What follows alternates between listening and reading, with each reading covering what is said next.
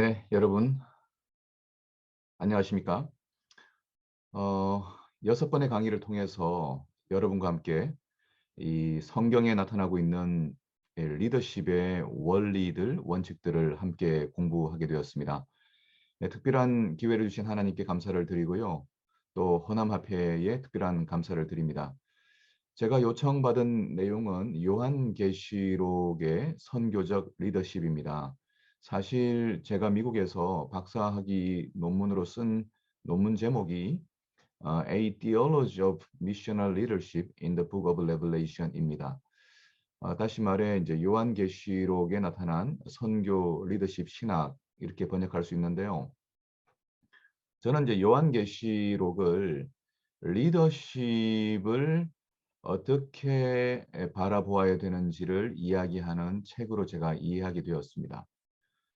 요한계시록에 대한 이해가 재림교회에 많이 있죠. 예언 해석을 통해서 이 종말론적 사건을 우리가 이해하는 데 매우 중요한 정보를 제공하고 있기 때문에 우리는 요한계시록의 사람이라고 이야기할 수 있겠습니다. 하지만 이 요한계시록을 실천적인 차원에서 신앙의 유익을 위해 주어진 책이라고 우리가 생각할 때에 이 책을 한마디로 말하면 우리가 어떤 리더십을 행사해야 되는지 또 어떻게 리더십을 보여야 하는지 누구의 리더십을 따라갈 것인지 이런 이 본질적인 리더십에 대한 이야기를 가르쳐주는 책이라고 이렇게 이해할 수가 있어요. 다소 여러분에게 생소하실지 모르겠지만 이제 저와 함께 몇 시간의 시간을 보내게 되면 금방 요한계시록에 대한 새로운 측면의 가치를 여러분들께서 아마 생각하시게 될 거라고 생각됩니다. 자, 그러면 여러분과 함께 이번에 요한계시록을 리더십이라고 하는 주제를 통해서 한번 살펴보도록 하겠습니다. 먼저 다음 슬라이드에 나오는 성경절을 보시겠습니다. 이 사람들은 여자로 더불어 더럽히지 아니하고 정절이 있는 자라. 어린 양이 어디로 뭐하고요? 인도하든지. 여기에 이제 그 지도력, 리더십이 등장하죠.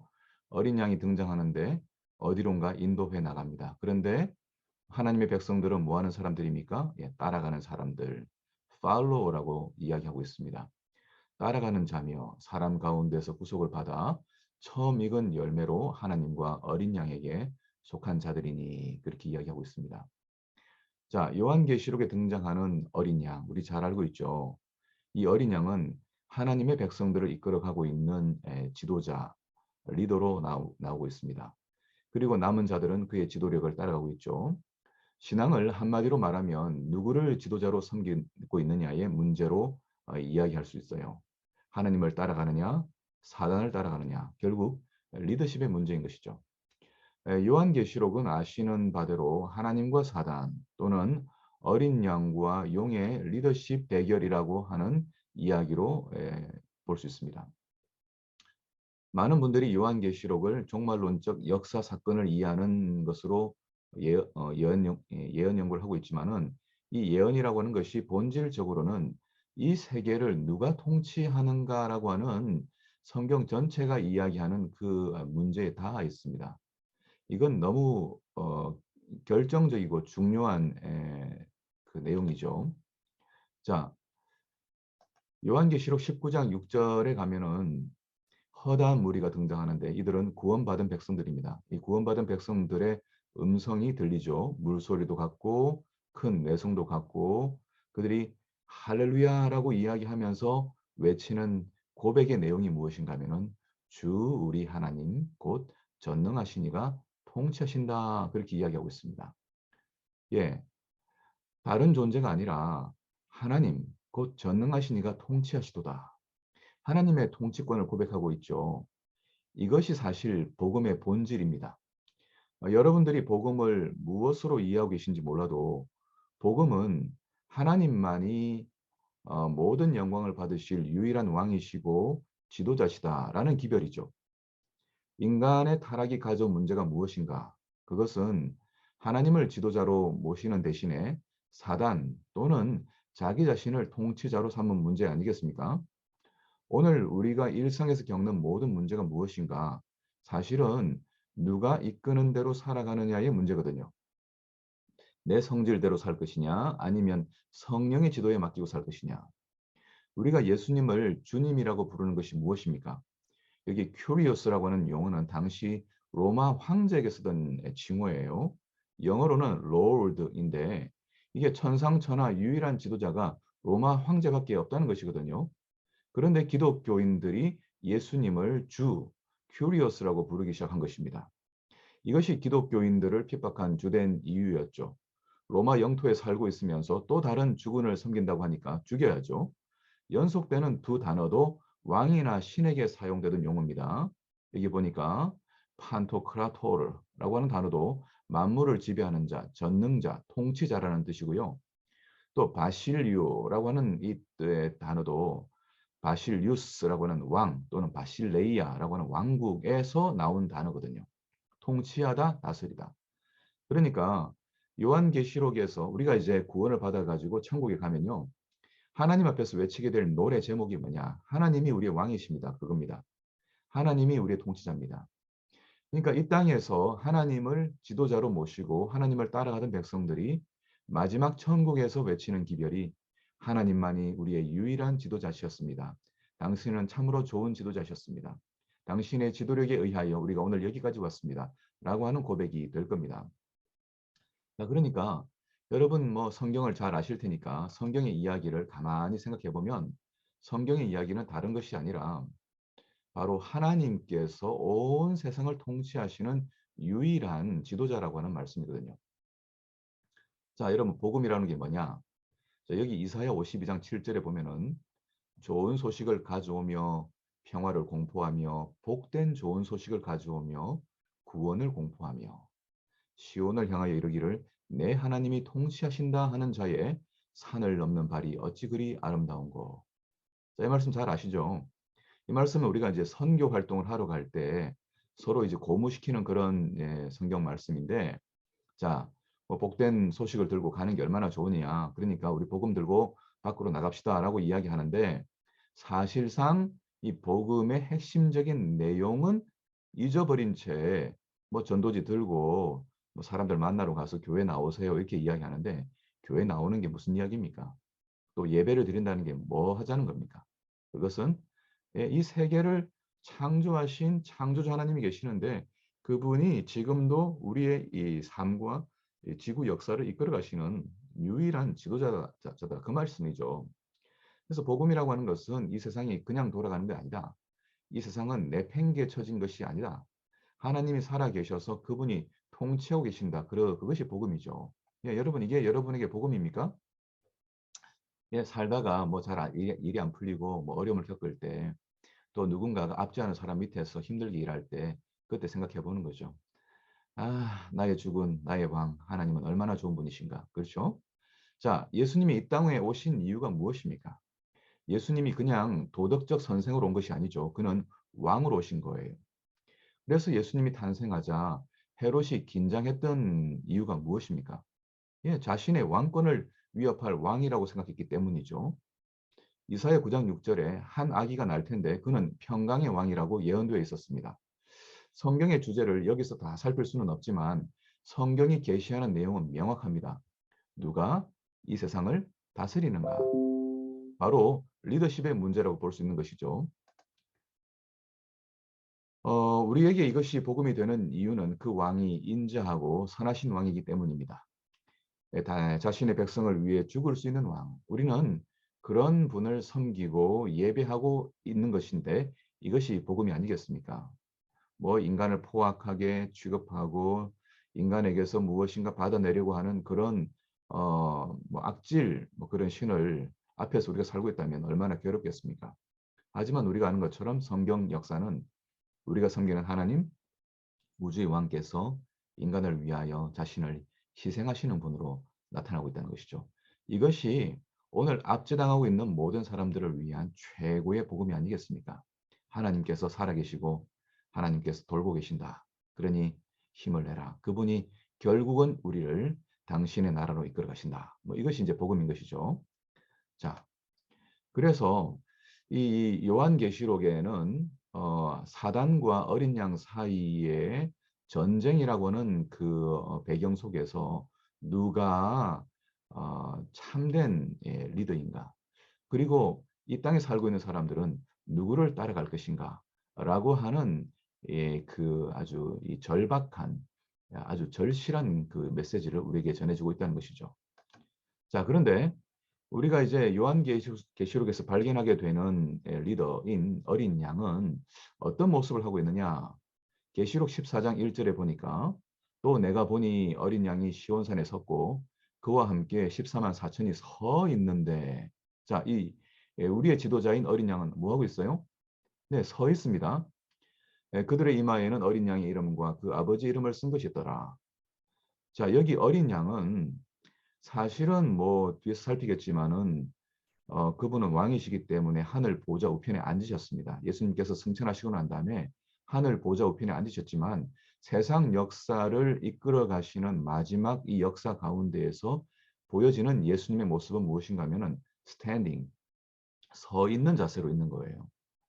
자, 리더가 서 있다. 여러분 보통 지도자들은 뭐 해야 합니까? 뭐 가운데 자리에 앉는 것이고 넓은 자리에 앉아서 푹신하게 앉아 있는 것인데 여기 나오는 어린 양은 서 있는 것입니다. 자, 대쟁투 세계관 또는 대쟁투 역사관을 통해서 재림교회가 요한계시록을 보게 될 때에는 여기에 우리를 이끌어가는 지도자가 어떤 분이신지를 보여주고 있으며 동시에 저와 여러분들을 지도자로 부르셨는데 우리가 누구를 모방하고 누구를 따라가야 되는지에 대한 메시지를 주고 있다는 것이에요. 그렇죠? 자, 어린 양은 서 있습니다. 근데 보통의 리더들은 뭐 하기를 좋아하냐면 예수님께서 누가복음 22장 26절에 중요한 한 말씀을 하셨는데 리더십과 관련하여 이런 말씀을 하셨어요. 예수께서 이르시되 이방인의 임금들은 여기 이방인이라고 하는 것은 뭐 이렇게 유대인들을 제외한 뭐 이렇게 얘기할 수 있는 게 아니라 사실 에트노스라고 하는 것은 온 민족, 모든 민족을 의미하기 때문에 세상에 존재하는 모든 임금들은 그들을 주관하며 그 집권자들은 은인이라 칭함을 받으나 그다음에 뭐라 그랬어요? 너희는 그렇지 않을지니. 예, 방식이 다르다는 거예요. 지도력을 행사하는 방식이 다를 것이다.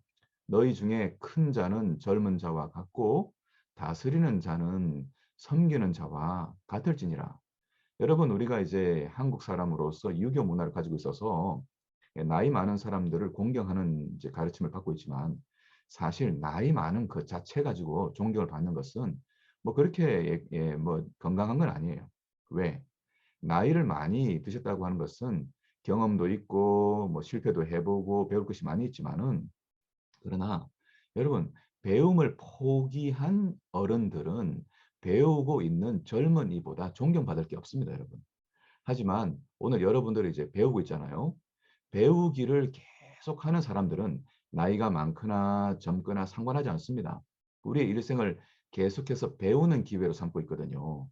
자, 그래서 너희 중에 큰 자도 있고 나이 많은 사람도 있겠지만 그들은 젊은 자와 같아져야 한다.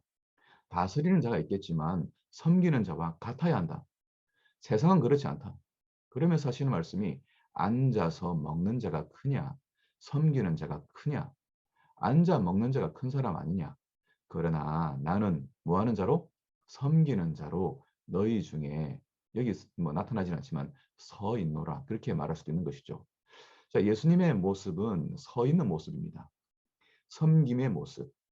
여러분 뭐 식당 가서 앉아 계시면은 어떤 좋은 식당들은 말이죠. 그 봉사하시는 분들이 뭐 숟가락이 탁 떨어지면 금방 와서 숟가락도 이렇게 갖다 주고, 그죠? 뭐 필요한 거 탁 손가락질하면 탁 와서 이렇게 서빙하잖아요. 그러니까 이런 모습이라는 것이죠. 예수님께서 이 땅에 오셔서 우리에게 보여주신 지도자의 참된 모습은 무엇인가? 서 있는 모습이 아니라 앉아 있는 모습이라는 것이에요. 이것이 그냥 도덕적으로 이게 좋은 거다 그런 게 아니라 대쟁투적 문제예요.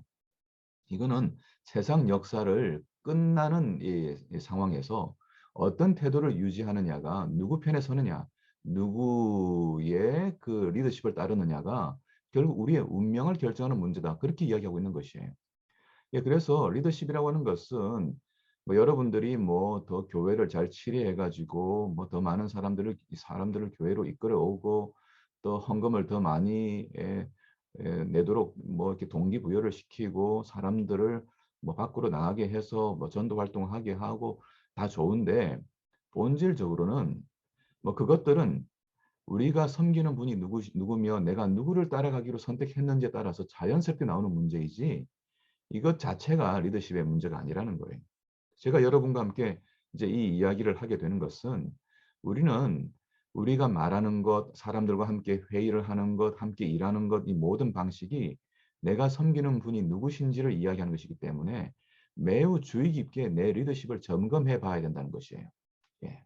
그래서 우리는 너희는 그렇지 않을지니라고 하는 것에 해당되고 있는 좋지 않은 리더십 문화가 무엇인지를 좀 살펴볼 필요가 있겠어요. 여러분 한번 뭐 이 강의 중간에 멈추고 뭐 주변에 있는 분들과 함께 대화를 해보세요. 우리가 어떤 것을 변화시켜야 될 것인지, 우리가 회의하는 문제든지, 어린 사람들을 대하는 문제든지, 예, 뭐 어떤 조직에서 여러분들 가지고 있는 직분에 대한 이야기든지 다 좋은데, 우리가 지금 이 문제를 뭐 그냥 뭐 보통의 문제가 아니라 아주 핵심적이고 근본적인 신앙의 문제로 인식하지 않으면 여러분들은 교회에서 리더십을 발휘하면서 여전히 하나님의 영광을 가리고 하나님의 명예를 실추시키고 사단의 리더십 형태를 보여줌으로 완전히 사단의 회를 만드는 그런 무서운 일을 저지를 수 있다는 거예요. 여러분들이 권위적으로 행사든지 포악하게 어떤 말을 하든지 사람들을 힘들게 하든지 그냥 잔말 말고 따라 뭐 이렇게 얘기한다든지 하게 되면 이것은 그냥 여러분 성질대로 했는지는 모르겠지만 궁극적으로는 하나님께서 우리의 지도자라고 하는 것을 부인하게 되는 그런 상황이 되지 않겠습니까? 무서운 이야기죠. 자, 반대로 사단은 어떤 존재입니까? 데살로니고 후서 2장 4절에 저는 대적하는 자라 범사에 일컫는 하나님이나 숭배함을 받는 자 위에 뛰어나 자존하여 하나님 성전에 뭐 했어요 또? 앉아 있어요 또. 자기를 보여 하나님이라 하느니라. 예, 이 앉고자 하는 마음 이것을 거부해야 한다고 하는 것이죠. 하나님의 백성들과 또 이 교회의 지도자들은 다른 사람이 나를 섬기도록 자꾸 앉으려고 하는 태도를 의도적으로 거부해야 한다고 하는 것이에요. 이 앉는다고 하는 것이 뭐 가티조라는 단어인데 자, 여러분 이사야 14장 13절에 루스벨 정신이 무엇입니까? 루스벨이 네가 네 마음에 이르기를 내가 하늘에 올라 하나님의 묵별 위에 나의 보좌를 높이겠다. 자리 높이겠다. 내가 북극 지폐의 산 위에 좌정하겠다. 내가 가장 높은 구름에 올라 내가 지극히 높은 자와 비기리라. 한국말에는 이 괄호 속에 있는 이 내가가 생략되어 있지만 나라고 하는 게 5번 나와요. 5번씩이나 자기를 중심에 놓고 있는 이 사단의 정신은 다른 사람들의 봉사와 대접을 받겠다고 하는 그런 앉겠다고 하는 것이에요. 사실 보좌에 앉아 계셔야 할 분은 하나님이시죠. 히브리서 12장 2절에 예수님은 하나님 보좌 우편에 앉으셨느니라 그렇게 말씀하고 있습니다. 하나님만이 앉아 계셔야 되는데 이 하나님마저도 뭐 하셨어요? 네, 이루셔서 인간에게 오셔서 섬기는 자로 계셨단 말이죠.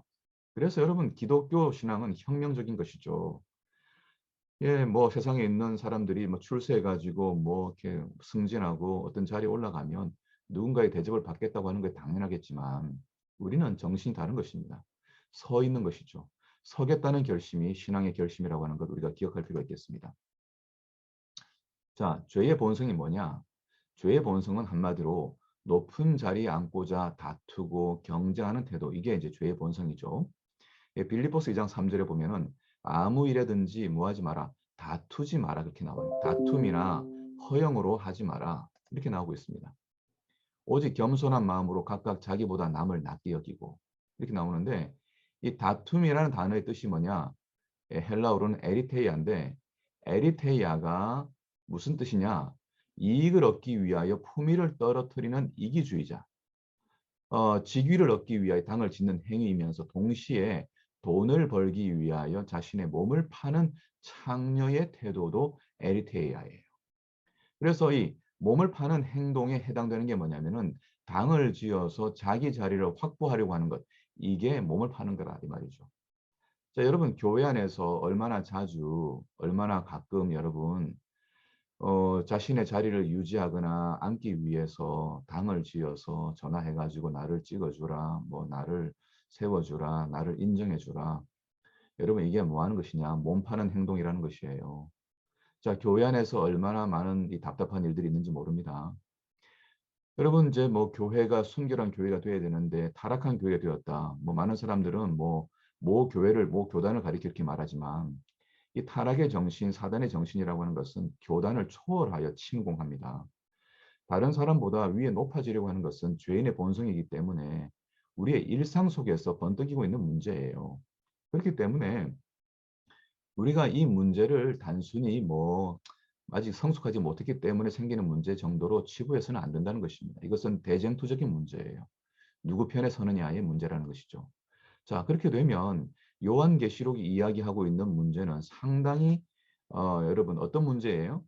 결국은 누구 편에 서느냐, 누구의 지도력을 따르느냐, 또 누구의 리더십을 우리가 흉내내고 있느냐, 모방하고 있느냐라고 하는 문제이기 때문에 이 성경이 이야기하고 있는 이야기는 결국 용을 따를 것이냐 아니면 어린 양의 모습을 따를 것이냐라고 하는 것으로 요약될 수 있다라고 우리가 볼 수 있겠습니다.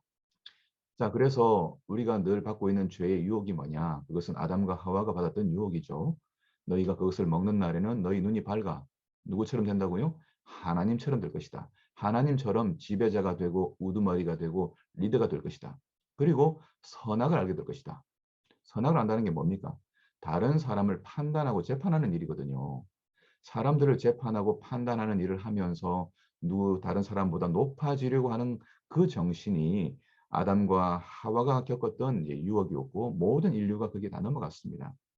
그러나 성령께서 우리 마음에 거주하심으로 우리는 우리의 의지와 우리의 생각을 하나님께 맡기게 됩니다. 그리고 우리가 때때로 그런 유혹이 있을 때라도 우리의 성정과 우리의 욕망을 십자가에 못 박고 다른 사람보다 내가 더 봉사하는 사람으로서 다른 사람을 섬기겠다고 하는 정신으로 다시 우리 자신을 재정립할 때에 하나님의 백성으로 사는 것이겠죠. 그러므로 오늘 우리가 기억해야 될 내용은 다른 것이 아닙니다. 그것은 창세기 1장 1절에 나오는 것처럼 하나님이 천지를 창조하시니라 라고 할 때 태초에라고 하는 것이 머리입니다. 결국 세상 역사, 모든 인류 역사, 우리 인간의 역사의 시간에 제일 처음은 하나님이 지도자시다라고 하는 그 이야기. 그래서 창세기 1장 1절은 바로 리더십 선언이다. 그렇게 말할 수가 있겠어요. 오늘 여러분과 저에게 있어서 우리는 창세기 1장 1절의 선언이 필요한 것이죠. 하나님이 우리의 유일한 지도자시고 우리의 머리시다. 담임 목사도 장로님도 연합회장도 누구도 교회의 머리가 아니다. 오직 예수님께서만 우리의 머리시다. 우리가 가지고 있는 모든 직분과 직위들은 다른 사람들을 섬기고 백성들을 섬기기 위하여 주어진 것이지 내 특권을 유지하기 위해 준 것이 아니다. 라고 하는 것을 명확하게 이해할 필요가 있겠습니다. 자, 요약하면 요한계시록에 나타나고 있는 주제들은 사실은 리더십 주제예요. 누구를 따를 것이냐, 어린 양을 따를 것이냐, 용을 따를 것이냐. 이 대쟁투적 주제라고 하는 것이 결국은 리더십의 문제다라고 우리가 볼 수 있겠죠. 여러분 납득이 되시죠? 그래서 오늘 우리가 스스로에게 질문할 가장 두려운 질문이 무엇이냐면은 저도 장로님처럼, 저도 목사님처럼, 저도 그런 사람이 되고 싶어요. 라고 할 때에 그게 어떤 목사와 어떤 장로냐는 거예요. 때때로 이제 어떤 이제 신학생들이 자기는 연합회장이 되는 게 꿈이라고 얘기하는 친구가 있고, 제가 신학교에서 만난 친구 가운데는 대총회장 되는 게 꿈이라고 하는 이야기도 한 친구가 있어요. 자, 여러분 그게 꿈입니까? 그게 우리가 가져야 될 꿈입니까? 여러분 뭐가 꿈이 돼야 되겠습니까? 예, 이름도 없이 무명하게 다른 사람의 유익을 위하여 피 흘려 죽을 수 있는 어린 양의 모습으로 그저 겸손하게 한 일평생을 살다가 다른 사람이 알아주지 않는 삶을 산다면 그게 성공한 삶 아니겠습니까? 여기 제가 이제 한 번은 고속도로에서 아마 표지판을 봤는데 이런 현수막이 붙었더라고요. 나도 아빠처럼 운전할래요. 무서운 얘기죠. 예, 우리의 모습을 보며 우리의 신자들이 어떤 사람이 될 것이냐 생각하고 있습니다. 여러분, 여러분이 어떤 사람이 되야 되겠습니까? 우리가 어떤 사람이 되야 될까요? 저는 이제 구체적으로 그죠? 우리가 서서 섬기는 신앙이 어디서 나타날까? 일단 오늘 실천 과제로 여러분이 일주일 동안 이제 사시는데 우리가 카페라든지 가게라든지 가잖아요. 근데 이제 아르바이트생들이 많아요. 그들에게 여러분들이 친절하게 대하는 것, 그들을 나보다 나은 사람으로 여기고 그들에게 이야기하는 이 언행, 말의 이 씨가 그들에게 이제 우리가 어떤 사람인지 누구를 섬기는지를 이야기하는 것이다. 그렇게 생각합니다. 뭐 아르바이트생들이 이제 고백한 내용들인데 어떤 때는 고객들에게 상처도 받고 어떤 때는 감동도 받는다는 것이에요. 언제 상처받아요? 어이, 야, 이렇게 할 때. 깎아주라, 서비스해달라, 무리한 요구를 할 때, 돈이나 카드를 던지거나 뿌리듯이 던져줄 때. 이건 뭐 미국 사람들은 그렇게 하는데 한국 사람은 되게 무리하게 생각하죠.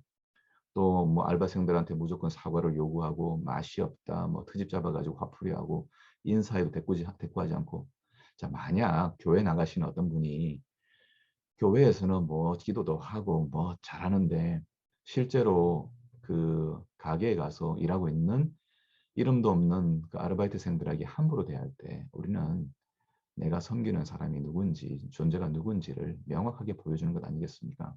그래서 우리는 실수해도 이해하고 기다려주고 잘 먹었을 때 고마움을 표현하고 상냥하게 인사하고 깔끔하게 내가 앉았던 자리를 청소해주고 또 나를 기억하고 다시 찾아와서 안녕하세요. 지난 만난 너무 친절해서 감사했어요. 힘들지 않냐고 걱정해주고 이렇게 친절한 한마디를 할 때에 그것이 신앙이고 전도라고 하는 것이죠. 자, 그러므로 여러분 오늘 여러분과 제가 섬기는 분이 어떤 분인지 이번 주에 한번 실천해 보시지 않겠습니까? 그건 교회에서도 드러날 수 있습니다. 여러분들이 출입할 때에 어떤 사람이 하나님의 백성이냐? 출입문을 잡아주는 사람. 사람들이 들어올 때 내가 문 열고 그냥 지나가는 게 아니라 나 뒤에 따라오는 사람을 위하여 출입문을 잡아주는 사람.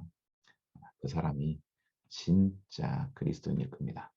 자, 여러분, 그리스도인은 신사가 되게, 그리스도인 신앙은 신사가 되게 하는 힘이 있다고 이야기했습니다. 저 여러분들이 이번 과목을 통해서 보다 멋있는 그리스도인, 지도자가 되는 그런 기회가 되면 좋겠습니다. 자, 요한계시록 공부 오늘은 이것으로 마무리하도록 하겠습니다. 감사합니다.